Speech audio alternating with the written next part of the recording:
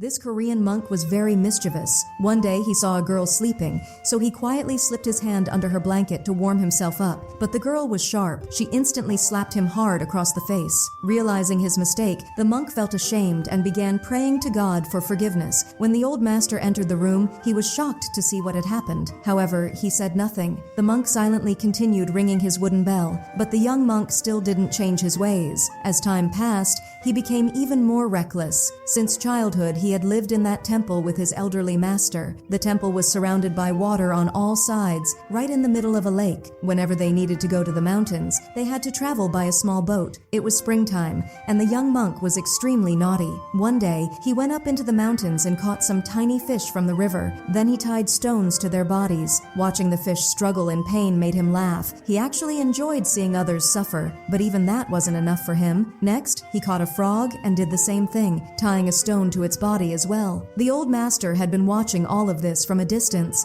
That night, after the young monk fell asleep, the master quietly tied a large stone to the boy's body. The next morning, when the boy woke up, he panicked after seeing the heavy stone. He could barely move, yet he still didn't think about the pain those helpless animals had suffered. He begged the master to remove the stone. Then the master asked him, "Didn't you do the exact same thing to those animals?" The young monk lowered his head and admitted his mistake. The master said, "First remove the stones from those animals, and only then will I remove yours." He also warned him, "If those innocent creatures have died, this stone will remain as a burden on your heart forever." Struggling under the weight of the stone, the young monk slowly made his way up the mountain. There, he discovered that the little fish and the snake had already died. Seeing this, he burst into tears. That day, he finally understood his master's lesson and realized the true value of life. As time passed, the young monk grew into a young man. Now it was summer, and feelings of desire and emotion had begun awakening inside him. During this time, a woman arrived at the temple with her daughter to stay there for a while, and the young monk slowly found himself becoming attracted to the girl. It was the first time the young monk had ever been close to a girl. Strange emotions began stirring inside his heart. The girl was sick, so she had been brought to the temple to recover and rest. The old master sent her mother back home. One day the girl was catching fish in the lake. The young monk became so lost in watching her that he accidentally fell into the water himself. When he saw her beautiful face up close, his hand slowly reached toward her face on its own. But the girl immediately pushed him away. Later, back at the temple, while the girl was changing clothes, the young monk suddenly opened the door and walked inside. He stood there staring at her for quite some time. His condition became so restless that he would secretly wake up at night just to watch her. One day, he saw two snakes wrapped around each other, and a strange sense of desire and uneasiness began growing inside him as well. Gradually, he started caring for the girl even more. Sometimes he would bring her a bamboo hat during the rain, and other times he would tease her in front of the old master just to make her laugh. The master noticed everything, but as always, he remained silent. One day, hoping to make the girl happy, the young monk took her to the edge of the lake. Just like the waves in the water, a storm was raging inside his heart. Suddenly,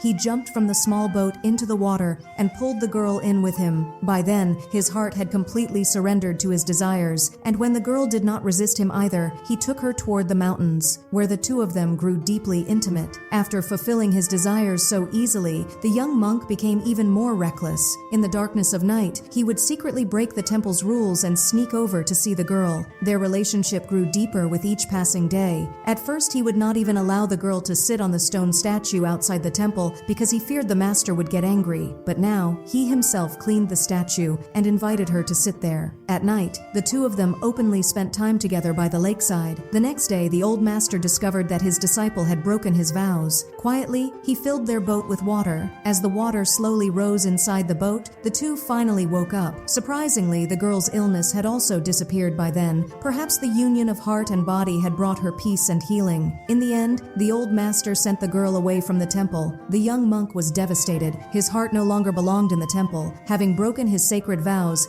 the young man picked up a small statue of Buddha from the temple, placed it into his bag, and silently left the temple behind. Every desire and temptation in the world eventually leads people astray. Before anyone realized it, time had passed, and now it was the season of autumn. One day, the old master was reading a newspaper when a headline caught his attention. 30-year-old man flees after murdering his wife. The moment he saw the photograph, he immediately recognized him. It was none other than his former disciple. Deep down, the master had already sensed that that something like this would happen. Without wasting any time, he took out the old worn monk robes and began sewing them back together. And sure enough, the very next day, the young monk returned to the temple, but he was no longer the innocent boy he once had been. The pain, anger, and suffering of life had changed him completely from within. Years earlier, he had left the temple to enter the outside world, and now he had returned only to hide from the police. The old master understood everything. Still, in a calm voice, he simply asked,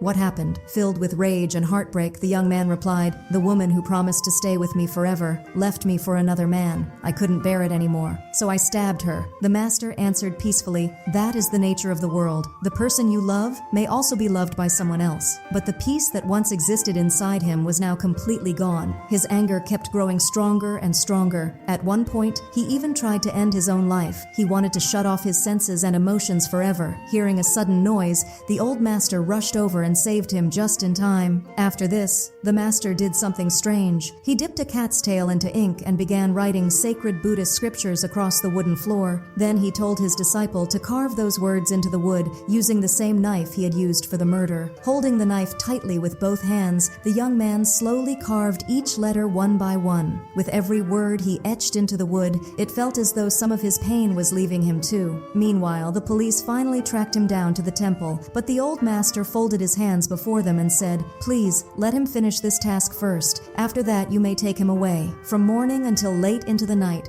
he continued carving, until at last every sacred verse had been engraved into the wooden floor. He had become so exhausted that he collapsed right there and fell asleep. But when he opened his eyes again, he saw that all the sacred words carved into the floor had been filled with color. Slowly, peace began returning to his heart once more. Autumn had arrived, carrying the weight and consequences of karma. When the police finally came to take him away, the boat would not move across the water at first. But the moment the young monk turned back, the old master gently waved goodbye to him, and only then did the boat begin to move. Soon after, the temple doors closed on their own, and the boat slowly drifted back toward the shore. It felt as if the entire place had transformed into a spiritual world beyond reality. After his disciple left, the old master sat alone in the boat. He lit a fire, then covered his eyes, ears, and mouth, and surrendered himself to the flames. Now winter had arrived. After completing his prison sentence, the young monk returned to the temple. The lake was completely frozen, covered in endless white snow. When he entered the temple, the old master was nowhere to be seen. The place was completely empty. Only a snake remained, curled around the master's neatly folded robes. Then his eyes fell upon the sunken boat beneath the frozen lake, and he understood that his master was no longer alive. After that, he devoted himself entirely to meditation and spiritual discipline. He spent hours training, trying to gain control over both his body and mind. One freezing night, a woman arrived at the temple carrying a small child, her face hidden beneath a veil. But at midnight, she secretly left the child behind and disappeared. On her way back, she suddenly slipped and fell into the same icy pit that the young monk himself had once created long ago. There, she drowned to death. The next morning, when the monk stepped outside, he discovered the woman's lifeless body. Life is so uncertain. Perhaps this too was the result of karma. Without saying a single word, the woman had abandoned her child there. To completely free his soul and purify himself, the monk lifted a massive stone onto his back and began climbing toward the mountains. Along the way, he fell many times. He was injured, bleeding, and in pain, but he never stopped. When he finally reached the mountaintop, the tiny temple sitting in the middle of the lake looked insignificant beneath the enormous mountains, and the statue of Buddha standing there watched over everything in complete silence. Winter had become a season of self-discovery and transformation. Then another spring arrived. By now, the young monk had grown into the old master himself, and the abandoned child had become a young boy. But that child turned out to be just as mischievous as he once was. He placed stones into the mouths of tiny animals and laughed while watching them suffer. And so, the story returned to the very same point where it had begun. This was not merely a story about 4 seasons. It was a story about the endless cycle of human life and karma. Life keeps repeating itself. Birth, old age, sickness, and death, love, separation, hatred, and unfulfilled desires. Every human being passes through these 4 seasons of life. So friends, this is where today's story comes to an end. If you enjoyed this story and its deep meaning, make sure to leave a like on the video. Also, let me know in the comments, if you were in the young monk's place, would you have been able to control your desires?